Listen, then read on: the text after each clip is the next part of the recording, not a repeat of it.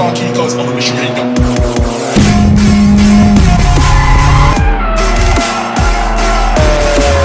Damn, son.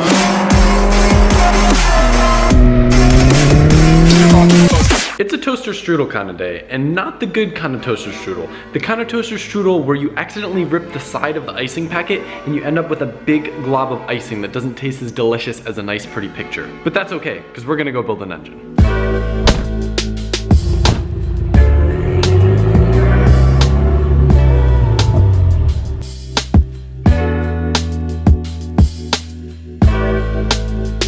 The first step before we can do anything is cleaning all the old parts. Yeah, cleaning is a must when you're rebuilding a new engine. You have to tear everything out.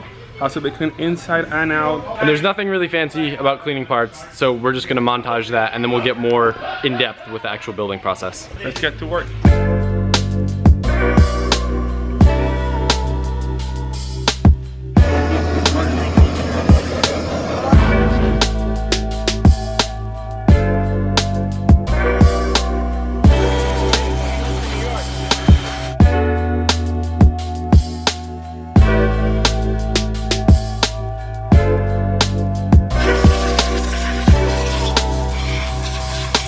We cleaned the whole engine just to get rid of any contaminants and make sure we have a good starting point. It's easier to see if there's any cracks or any weird stuff going on when the engine's clean. Alberto's pouring water into the valves to see if it's leaking and the valves aren't seating properly. The intake side looked good, so now he's doing the exhaust side. Normally you do this with solvent, but water is okay. We're just looking for really obvious leaks, not like super technical like a machine shop. Cylinder 3, just like you said. It's dripping.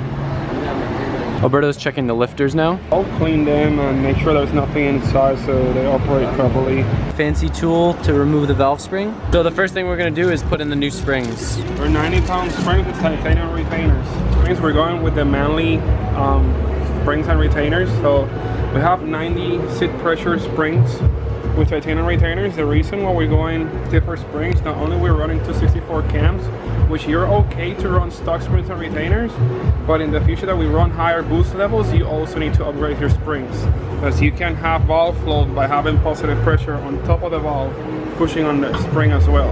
Old, new. Yeah, the stock spring, you see, once you have enough lift, you can have coil bang. So these ones are more separated, so you can have higher lift without doing coil bang. It's just so hard to get out. So I took my BMX knowledge and I I told him to roll the valve to see if it's bent. Tip over here. Yeah, you can see it.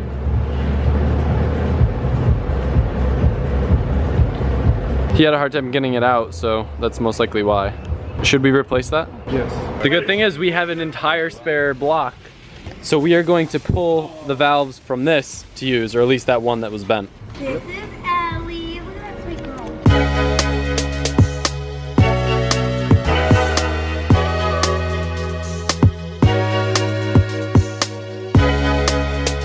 We're good. We're good. Come on, man. Where we put it? Just wherever. Okay. Ooh. That's just. Oh, that's oh. What is that? Oh, that's all right. What was Oh, it? that's okay. That's all right. What are those? Oh, what the hell? Why are all those in there? No wonder. How are those getting? Why would you do that? Oh my god. Oh my god. Bro. I'm literally dying. No wonder they gave you this thing. Just puking, bro. Dude, to think we were gonna use this block. It's like molasses, man. It Is that coolant? This is like literally motor honey, is what it is. Wait, so what is it? It's like it's a oil thickening agent to make it quieter when you have like rod knock or something like that. They put motor honey in to quiet it down. Jeez. Yeah, which is not good. That doesn't say a lot of good things about this block. Wait, that's disgusting. Oh, a little bit of me is part of you. That's gross. Disgusting. Oh yeah, that's funky. Oh my Hey, you god. want some? No wonder my car smells so bad. That's not supposed to be like that. No, it's supposed to be a full moon. Oh. And then compare that to this. It's on my minions party. All the exhaust side valves and springs are out. Me and Alberto tag teamed it and we're about to do the intake side. That's good. Strict form. Very nice. So we're putting a socket beneath the valve. I don't know why Alberto just said to do that. I'm assuming so it keeps the valve from moving downward. Push the spring down and you get the magnet in there. And there's like some little stuff that you take off. You're able to pull this thing up. And then in theory, if it's not bent, Pow. pow. That one came out pretty easily, so I don't think it's bad. I think it's probably not bad. We might have a winner. We'll check though. We might have a winner. The bent one doesn't really want to go in, but then we take the straight one. Oh, it's like butter. Alberto's grinding the valve to make sure it seats properly. He put a little bit of compound on it and now he's just spinning it. Oh yeah. So we have a full seating surface around all the way around. So the seat wasn't damaged or anything, it's just that the valve was a little bent, but I just seated a little bit and it sits perfectly. So we have full contact on the valve. Alberto is greasing the seal with multi-purpose grease, and then he's just pressing it on with the 10mm socket. I feel that's redundant. Like New spring, titanium retainer. They say titanium's actually made out of alloy, but it sounds fancier. It's actually titanium. and titanium's an alloy. Is it? Yeah. Oh, well, I sound stupid now. So it looks like he's just pressing it down and pressing it in with his finger. But these things are like conical, and that's what keeps them in place. The spring pressure keeps them from moving. Hold. No. Hold. No.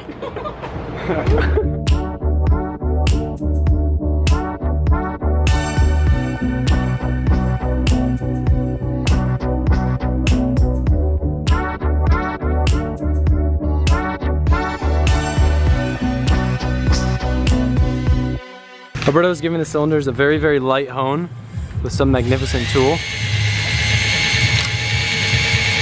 That's cool. It's like a whisk. You gotta keep it moving, don't leave it in one spot. All the springs and retainers are done. I don't know if you can tell from the background noise in all the videos, but today's kind of turned into a shop hang. Everyone's just kind of hanging out. It's Super Bowl Sunday. Marco just showed up fresh from the UK. Fuego. Fuego. That's my new set. Is it? No more Diablo, only Fuego. Let's see if it sticks. Alberto's putting the oil squirters back in.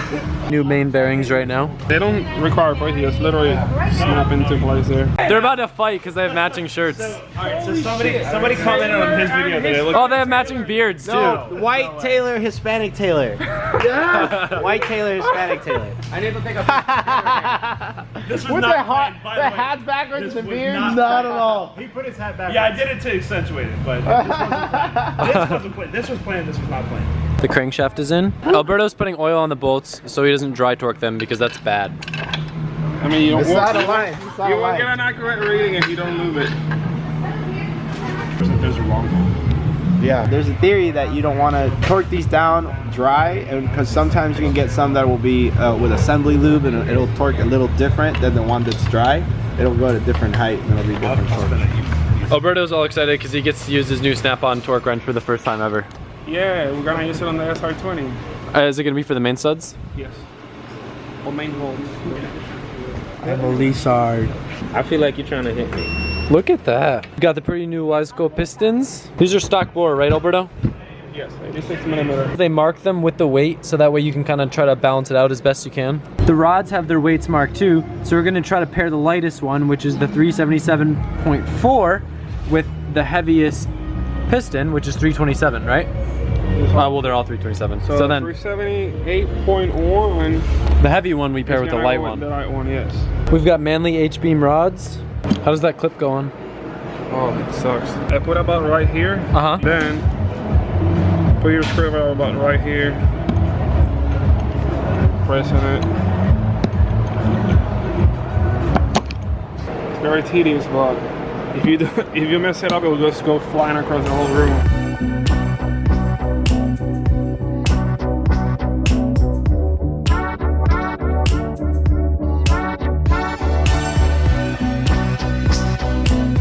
First thing we're gonna do with the rings is we're gonna install the oil rings, which those are not gap in this case.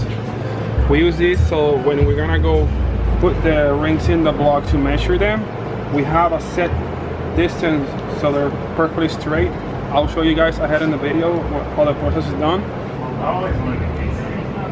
It is. I always wanted to see it.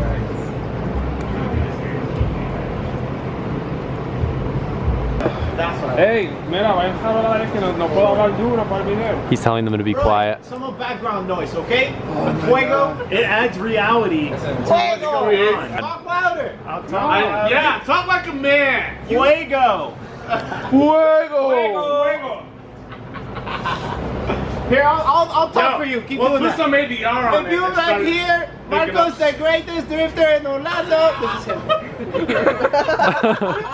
It's important to make sure that the gaps in the rings aren't in the same spot, so you kind of stagger them out across the piston. To be 16 is too close right now, so I need to file it down so I can get 16. Yeah, I'm opening the gap because the gap's too close. I want it to be 16 in this bore, and they were like probably 13 or 14 right now. I pushed the other piston ring perfectly flat, so it acts as a base for it. So now you have a perfectly flat and even measurement. Alberto has this tool where you basically put it on top of the cylinder, and when you push the piston down it, and compresses the ring to 86 millimeters, so it just fits right in. It's awesome. It's an awesome. It's very awesome. We all hope to own one of these on our own one day. I do. I'm buying mine for my engine for him to use. Exactly, and then when I get one, I hope to like cuddle with it in bed. Exactly. I would like display it on my mantle once I get a mantle. Like glass case and everything. It's a great tool. I'd cuddle with it. But you love perfect. Dude, you can fit a whole hand in here. Dang.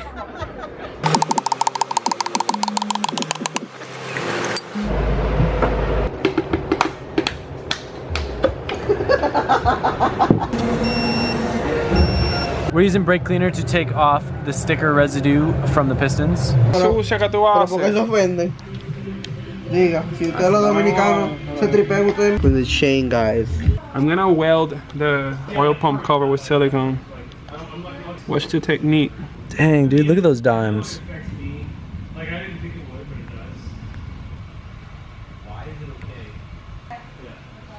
The reason why I did that technique with the silicone, notice how it has the same factory seam on silicone, so it's like the perfect even bead coming out of the edges. Didn't we have a chromatic gasket last time? Yes, but it's a new one. Look at that. Look at it, looks great. What were you saying you liked before? What? Just say it. No, you know how you feel about it. Why you guys make me feel like right now? You're blushing. Wait, somebody's calling me. Wait, I think it's a pizza. Hello? Oh wait, you have the door. Does you want me to let him in? Hello? What? Send somebody to the front. Alright, there's like 10 We'll people send going. 3 people to the front. Looking pretty. Pizza! Wait, I'm gonna have to put it somewhere over there. Yeah, we'll put it on the table. Let's put it on the table. Yeah, on the table. Good. I got the gasket in 86 millimeter, not 87. Please don't put 87 millimeter on an 86 millimeter block. You can find these in 86. So, the right one. Did we have 87 before? Is that why you're saying that? Yes. This is the head gasket, all copper sprayed and ready to be dropped on. Copper plated. Where can you see?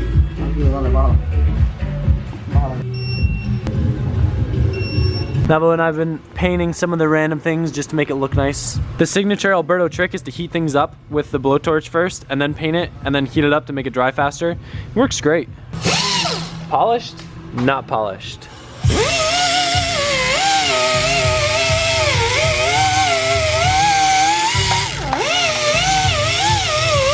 Looks so good now.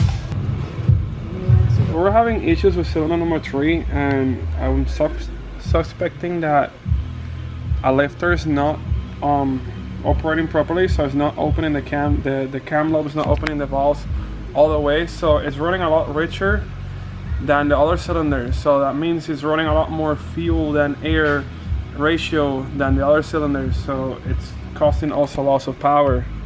And then this lifter seems to be the culprit for that. You can't literally press him unless you mechanically press the check valve.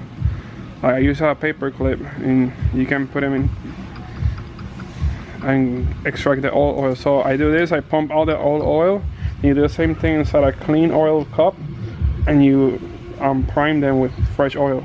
Putting in the shims now. These are what I lost in my head when I broke my rocker arm.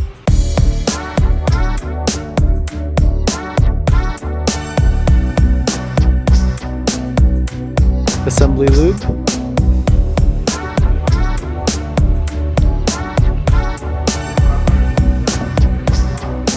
Now comes the fun part.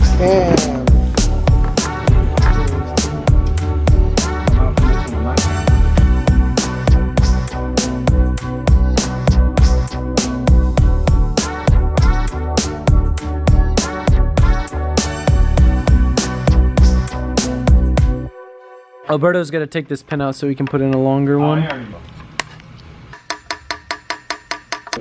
Super loose. Poniendo los cam gears. Poniéndolo en tiempo. So I'm putting top the center. Also, I'm putting the cams in timing marks so I can install the chain. This is so cool.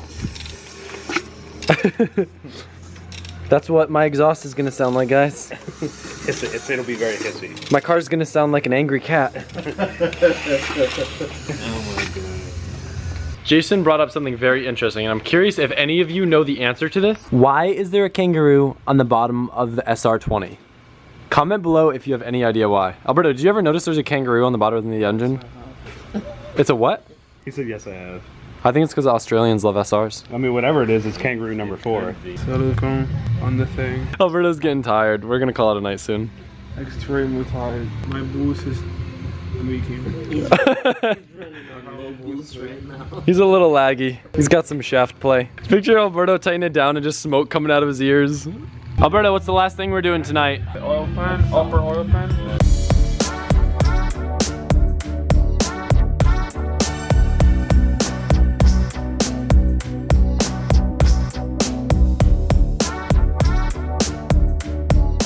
So I had what I think might be a kind of cool idea, but you guys gotta let me know what you think about it. We have all the old springs and retainers from my SR, and I thought, what if I like clean them up, spray clear over them so they don't rust, glue the retainer to the spring, and then put like a ring around it so it can be a keychain. If that's something that you guys think is cool or that you might be interested in, let me know, because that would totally be sick if I could sell it on the site and then get a little bit of money that I can put back towards all the parts that I've had to buy for this SR. This SR and the 2J project have definitely been running my wallet kind of dry, so it'd be tight. And I think it's kind of a cool thing to be able to say you had like an old piece of my SR. So let me know if you're into it. I might do it. If not, I'll probably just, I don't know, throw them away or make something out of them. I also have the old Pistons and Rods too.